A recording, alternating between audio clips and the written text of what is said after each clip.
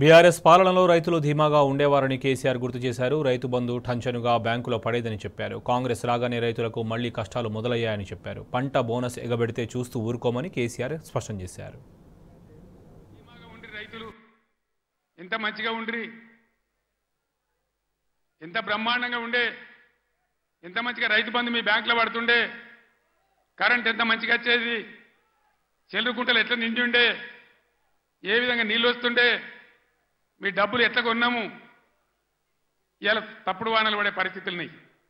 అక్కడక్కడ తెచ్చిన వాళ్ళు వడ్లు తడిచిపోతున్నాయి, కాంటాలు పెడతలేరు, కొనుగోలు జరుగుతలేదు, దాని మీద గవర్నమెంట్కి నియంత్రణ లేదు.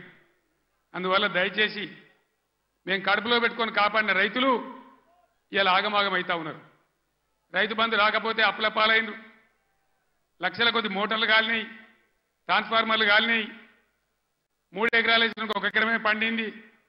ఆ ఎకరం పండిన దాన్ని కూడా కొనే దిక్కు లేదు, డబ్బులు ఇతరో తిట్టలేదు, మద్దతు ధర వత్తలేదు, బోనస్ వత్తలేదు.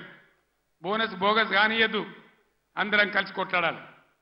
నేను ముఖ్యమంత్రికి రాష్ట్ర ప్రభుత్వానికి హెచ్చరిక చేస్తా ఉన్నా, బోనస్ పేరు మీద మీరు తప్పించుకోలేరు, దానికి ఎలక్షన్ కమిషన్ అడ్డం రాదు. మేము కూడా మీద కంప్లైంట్ ఇయ్యము.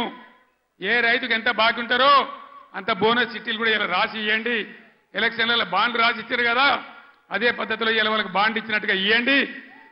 మీకు అంత కాదంటే ఎలక్షన్ తెల్లారి ఇవ్వండి, కానీ బోనస్ ఎగబెడతామంటే మాత్రం ఇబ్బంది అయ్యే పరిస్థితి ఉంటుందని మనవి చేస్తా ఉన్నా.